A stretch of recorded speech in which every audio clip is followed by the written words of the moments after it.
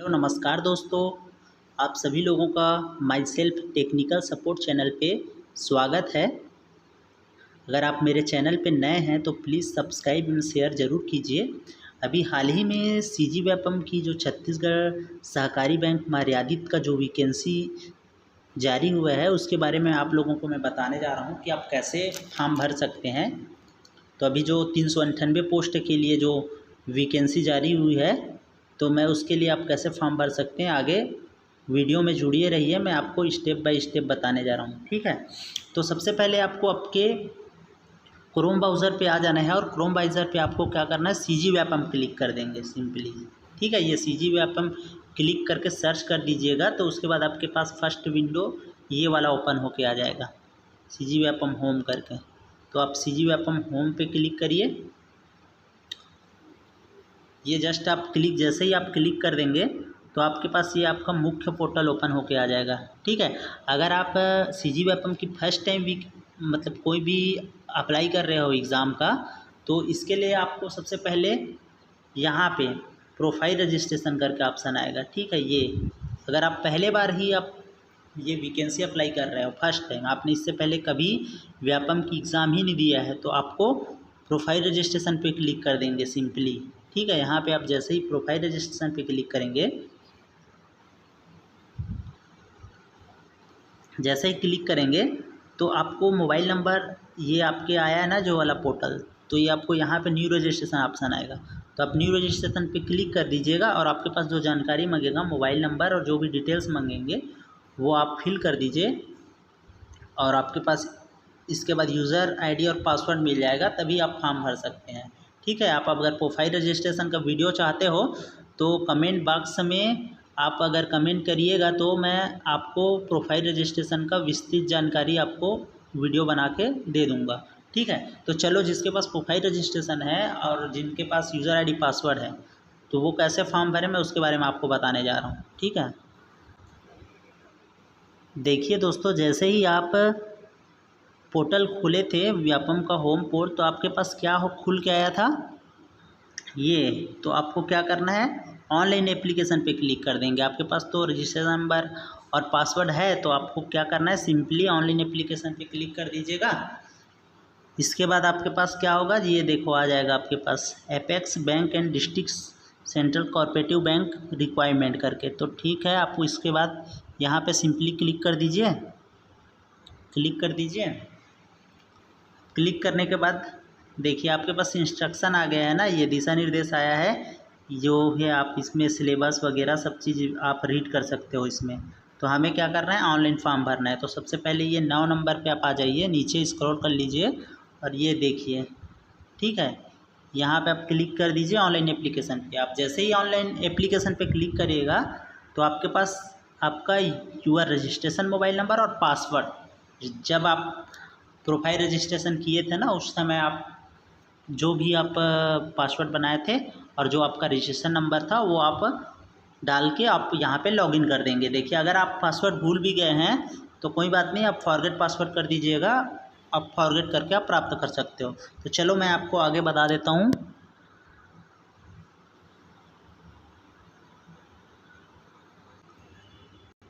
देखो दोस्तों, जैसे ही मैंने अपना मोबाइल नंबर और पासवर्ड वहाँ पे अंकित किया तो ये वाला पेज ओपन होके आ गया। ठीक है, तो देखिए आपके पास ये आया assistant manager, field officer, office assistant, journal assistant, ये जो वैकेंसी आया है ना वो आपका आ गया। तो आपको क्या करना, अप्लाई पे क्लिक कर देना सिंपली। यहाँ पे देखिए ये अप्लाई करके आया है ना, तो अप्लाई पे क्लिक कर दीजिए। जैसे ही आप अप्लाई पे क्लिक कर देंगे ना तो ये देखो इंस्ट्रक्शन आया है आपके पास, तो आप इसको रीड कर सकते हैं, आप सावधानी से रीड कर लीजिए। और यहाँ पे आ जाइए, नीचे देखो एग्ज़ाम प्री रिक्वायरमेंट प्रथम पाली जो आपको ये दिया गया है, इसके लिए देखिए क्या बोल रहा है। इसके लिए ये बोल रहा है, क्या आप किसी मान्यता प्राप्त विश्वविद्यालय से 50% या उससे अधिक अंकों सहित स्नातक उपाधि के साथ मान्यता प्राप्त विश्वविद्यालय से कंप्यूटर में पीजीडी से हैं, बोल रहे हैं। ठीक है, इसमें क्या बोल रहा है, आपको स्नातक की डिग्री होना चाहिए। योग्यता क्या था इसके लिए, स्नातक की डिग्री और 50% होना चाहिए था। मैं एक चीज़ और आपको मुख्य पॉइंट बताने जा रहा हूँ। ठीक है, इसमें एक और पोस्ट है, उसमें उसके लिए एक अलग सा जानकारी दिया गया है। दोस्तों मैं आप लोगों को जो मुख्य पॉइंट के बारे में बताने जा रहा था ना, तो एक समिति प्रबंधक करके और था एक ऑप्शन, ठीक है यहाँ पे। तो उसके लिए क्या बोला गया है, उसके लिए केवल आपको स्नातक की डिग्री होना चाहिए और आपके पास कंप्यूटर की डिग्री होना चाहिए, वो बोला गया है, ठीक है। तो आप ना वीडियो को स्किप मत करिए, आप पूरा स्टेप बाय स्टेप देखिए, आपका जो भी डाउट है ना इसी में क्लियर हो जाएगा। चलो मैं आपको ना फॉर्म भर के आपको डिटेल से बता देता हूँ, ठीक है। तो वीडियो पे जुड़े रहिए। तो सब देखिए इसमें क्या बोला है, क्या आप किसी मान्यता प्राप्त जैसे इससे अधिक अंकों से स्नातक के साथ मान्यता प्राप्त विश्वविद्यालय से कंप्यूटर में PGDCA बोल रहे हैं, तो आप इसको यस कर दीजिए, ठीक है, यस कर दीजिए। अब आप देखिए यहाँ पे सहायक प्रबंधक, कार्य सहायक, सामान्य सहायक आया है, 3 वैकेंसी आया है ना, ये देख लीजिए, ये देखिए सावधानी से देखिए, 1 2 ये 3 आया ना, लेकिन 4 उस पे पार्ट थे ना, 4 था ना उसमें, एक और था, कौन सा था, समिति प्रबंधक नवीन करके था, वो तो यहाँ पे नहीं आया है। तो उसके लिए क्या क्राइटेरिया था, उसके लिए क्या योग्यता था, उसके लिए योग्यता ये था कि आपके पास स्नातक होना चाहिए। उसमें ऐसा नहीं बोला गया है कि आपके पास 50% होना चाहिए, उसमें ये बोला गया है केवल आपके पास स्नातक की डिग्री होना चाहिए। अगर आप स्नातक किए हो, आपके पास 50% नहीं है तो पर भी आप अप्लाई कर सकते हो, अगर आपके पास कंप्यूटर की डिग्री है तो। उसके लिए आपको क्या करना पड़ेगा, आपको सिंपली आपको यहाँ पे क्या करना पड़ेगा, नो कर दीजिए, ठीक है। मैं क्या किस चीज़ के लिए बता रहा हूँ अभी आप लोगों के लिए, अभी आपको समिति प्रबंधक नवीन का पोस्ट, ठीक है, जिसके लिए 50% नहीं मांगा गया है, उसके लिए केवल स्नातक मांगा गया है और कंप्यूटर मांगा गया है। उसके बारे में आपको क्या करना पड़ेगा, आपको ये बोल रहे हैं ना, क्या आप किसी मान्यता प्राप्त विश्वविद्यालय से 50% से अधिक अंकों के साथ स्नातक के साथ मान्यता प्राप्त विश्वविद्यालय कंप्यूटर में PGDCA है, तो PGDCA है तो आपको क्या करना पड़ेगा, यहाँ पे यस करना पड़ेगा, ठीक है। आपको यस कर दीजिए यहाँ पे, और इसके बाद आपको ये क्लिक, आपको सबको टिक कर देना है। तो आपके पास 3 ये जो वैकेंसी आप अप्लाई कर लोगे सिंपली, आप इसको इस पे भी यस करोगे तो आपके पास वो भी वैकेंसी आ जाएगा, जैसे आप मैं दिखा रहा हूँ। देखो क्या आप किसी मतलब से उपाधि में कंप्यूटर में यस कीजिए, देखो आपके पास क्या है, ये समिति प्रबंधक करके भी आ गया। ध्यान से देखिए, यहाँ पे कन्फ्यूज़ होंगे ना बहुत से लोग, क्यों कन्फ्यूज़ होंगे कि 50% से जो कम है, जो समिति प्रबंधक का फॉर्म भरना चाह रहे हैं वो कैसे भरेंगे। तो इसीलिए मैं बोल रहा हूँ आप कंफ्यूज ना होइए, आपको मैं सिंपली स्टेप बाय स्टेप बता रहा हूँ। अगर आप 50% पा लिए हो और आपके पास कंप्यूटर की डिग्री है तो आपको कोई दिक्कत, घबराने वाली बात नहीं, आप सीधा यस करिए, इसको भी यस करिए, आपके पास ये आ गया, सभी आ गया, समिति प्रबंधक का भी आ गया।